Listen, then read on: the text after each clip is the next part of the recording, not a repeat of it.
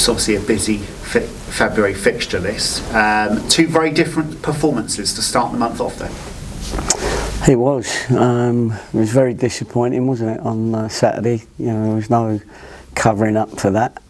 I was disappointed, embarrassed, watching as a supporter would have watched, and I understand people's frustrations really on that performance from our team, because I felt the same. But we knew we had a couple of lads that were going to be coming in and coming back, and so we knew that we could go to Maidstone and probably perform a bit better. After Saturday, we had I think it was a 2-hour discussion in the changing rooms. It was important just to let them know the state of play and that we're not happy with what happened on the day, and everybody needs to pick it up a little bit lively, because our squad's getting bigger, and I've always said we wanted that competition, more competition, and I think we took more to Maidstone, and we'll probably have more available to us against Slough on Saturday. It's a very different team that went up to the Gallagher Stadium at Maidstone than was at home against St Albans. 6 changes, obviously that made a difference. Was it a combination of the personnel coming in that made a difference, as well as obviously the discussion that you had with the players after the final whistle? Yeah, I think sometimes it gets to a stage where you need to discuss things with the team, with individuals, because individuals, have lost their game and have lost their game, and it's a combination of a few things, but we've still got our principles, and what we know is that at any game at some stage, and Maidstone would have been a good game to have gone and got a result, because they're going very well, but you've also got to fight and you've got to compete against Maidstones, and they're very, very good at the things they do, in as much as the body contact, and you've got to be up for it. And if we'd have been the shrinking violets like we were on the Saturday, we'd have got beat up.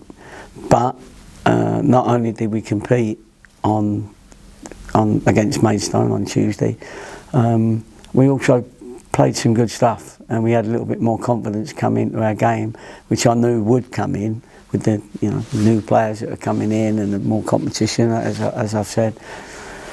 And really, we should have come away from that game, for all those that were there and watched it on the streaming. You'd have seen that we should have come away with at least a draw. But we certainly played a lot better and a lot more aggressive, a lot more confidence, a bit more quality, and than we did on the Saturday. So, I think I'm looking forward to Saturday's game for the right reasons, because I think, again, as I say, we've got a couple of lads that could be available for selection. There's 2 players that were involved that performed very well on Tuesday, Austin Booth and Emile Boyd. Yeah. Can you tell us a little bit about Emile and how he came on your radar, if you like? Well, he's at QPR, so a lot of the young lads, because Duke McKenna had a good time with us, and obviously Sinclair Armstrong, they talk, and the minute the lad knew that he could go out on loan, we'd been watching him anyway, and we was always interested, but we always had that position covered. But when the opportunities came along, as Finn's out, we had to put Ross back in because Ollie has got a groin strain, Ollie Tomlinson, that we needed to bring in that right back that we knew of him. He's quick, he's strong, he's a great lad, good personality, lively, don't mind a tackle, and I think all those people that saw him will see that he's an exciting prospect for us, and I like him a lot as a player and as a person, so he will definitely make us stronger, help make us stronger. Austin, I thought, played really well on the day. Little mistake for the first goal, but he didn't quite get to the ball before the other fella. But wasn't his fault. There was something happened, bits happened after that. But he played very well, and as I say, we're looking forward to getting the group we want in to perform how everybody wants us to perform.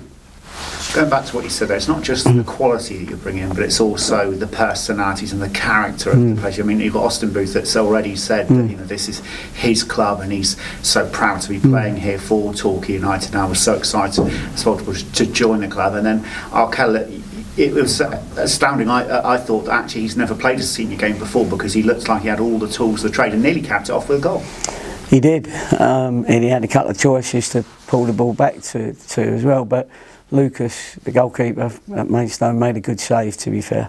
He struck it well, he did great, he's got great athleticism, Arkell, and I'm looking forward to seeing him again. You know what I mean? We know what he can do, but now, I mean, we didn't get him till the day.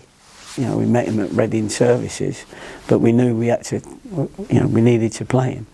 So, and he came out and he was part of the group and he got into it straight away. But now he knows everybody and he knows a bit more of our tactics that we're trying to play. We didn't play him Saturday, but obviously Tuesday showed that we got going a little bit, and that's good. It's probably not a question that you've had on your mind too often this season, but you've mentioned that with the squads getting bigger, is there a potential at all that it could get too big at all? Because obviously there is going to be then the issue that you've got people waiting in the stands. It's probably not something, like I say, you've been worried about too much when you've been struggling for the bench at times. Yeah, you'd rather it bigger than smaller. I thought on the Saturday we was too weak, too young, inexperienced, and last Saturday, and then Tuesday it was a lot more experienced and people ready to go. There wasn't anybody out there limping at the start. You know what I mean? And so you've had to go on, do us a favour, try and play a game for us.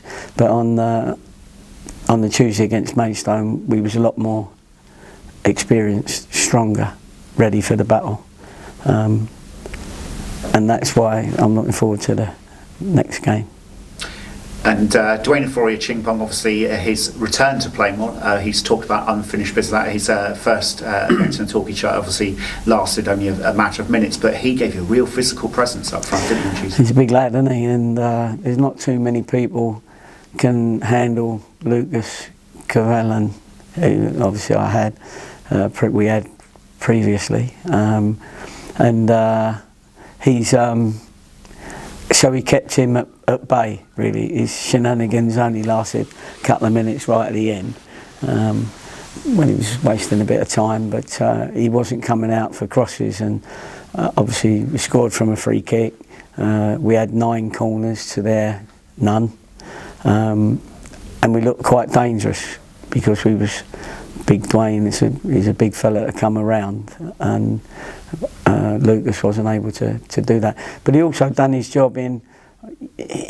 You have to fight him and you have to battle with him, and that's exactly what he did. And he was one of the reasons why we done all right on the day.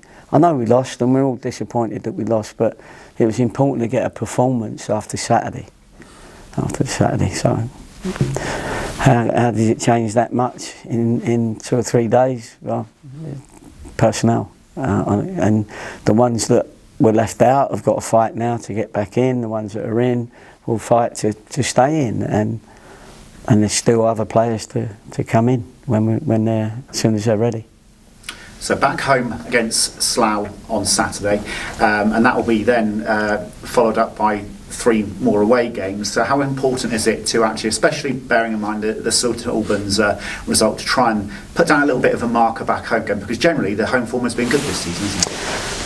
Yeah, spoiled by Saturday, of course, but we still, I don't know, I think we're still the second team as far as home wins are concerned, behind Yeovil. So we still want to keep that going. We lost that game badly, and so that sets you back a little bit. But we got to make sure that we turn that around again this week. And Slough are a decent team as well. You have to be ready for that, because if you're not on your game, oppositions like St Albans can show you their game. So we're just we're waiting on a couple of lads, but we'll pick an experienced team that knows what it's about to go out and try and win over a few fans. And finally, Gaffer, have you put any target to the players of where you want them to finish, or is it as high as possible? Yeah, well, of course it's as high as possible. The first thing you've got to do is get back in the playoffs and compete in that area. So the sooner we can do that, the better. We're 2 points off. We are. I know people wanted us to win the league, and I've said that before by a million miles. That's not happened due to certain circumstances. We haven't lost faith in ourselves. We knew that we had to come through this bad patch. I've always believed that we'll get through it. I'm sure we will. That's important to me, and it's important to the club, and and we'll get it going. What happened here on Saturday? Sure. The protest was loud, and it was very personally at you. Yeah. How do you respond to that? And does it ever make you think twice about whether this is what you want to do? No, it doesn't. No. If I've lost faith, then it does. But I've got that confidence in me, our club, my staff, and the players that we will turn a bad bit of form around. Of course, it hurts you from a personal point of view, but not from a professional point of view. Be easy, wouldn't it, to just walk away from it? But there's a noise about it, of course. At the same time, we had 2,000 people there, and we needed to give them a good game. So, perhaps not everybody's given up, and they shouldn't give up on it. But from professionally, no, because it mustn't. But personally, of course, it's always a bit of a dagger in your heart. But that's especially when you've got your own family there. But I don't want people to feel sorry for me. It's part of the job, and I want to turn it round, and I'm gonna. It's almost the same question, but the players, certainly some of the younger and inexperienced players, does an atmosphere like that inside the ground affect the players? I know they're professional sportsmen, but they're human as well. Absolutely, of course it does. Whatever work you're in, if you're sitting at your desk writing your report and somebody's in your ear going, "You're useless, get out of our building, you're not very good," it's very difficult to be your best. If somebody's going, "You're different class, and what you write is fantastic, and I agree with every word you say," that's going to motivate you. So that's just human nature, isn't it? But the chicken and the egg, what's going to come first? I suspect we've got to win some football matches and play well and look like we had that once a few weeks back. We had a poor run, then we had a really good run. The noise was stopped a little bit, but obviously there's always going to be some people where they want to be proved right rather than proved wrong, and but I want to prove them wrong, but I want them with us, and the only way I can do that is get them a competitive team out on the pitch that I know will be there. You said time and time again that you're not going anywhere. The club has said that you're not going anywhere. So is it almost a bit too much for the fans to carry on these kind of atmospheres? I know you don't want to criticise it too much, but to me it just seems like, well, this is the situation, so get behind the players on the pitch. I think I've said that quite a few times, so if that doesn't happen, then everybody's got their opinion. I go to games and watch games and go, "This is rubbish." Do you know what I mean? I've probably just watched Man City beat somebody 5-0 or something, and then, you know, it's a different kettle of fish when suddenly you're watching Man City, then you're watching the Conference South sort of thing. But everybody's entitled to their opinion, and I absolutely respect that. Absolutely, I respect that. Because I felt the same on the day, and anything those supporters wanted to say, would like to have said if they were in the dressing room, I said, in a way that they would like to have said it. I didn't have a drum with me, but at the same time, and for those 2 hours that we sat in there, because, you know, I wasn't angry all the time, we just sorted out a few little things as to what's affecting them, what mustn't affect them. You've got to rise above these situations because you may get it again, and that's all experience for the younger lads. You know, we had to make a sub in the first 2 minutes.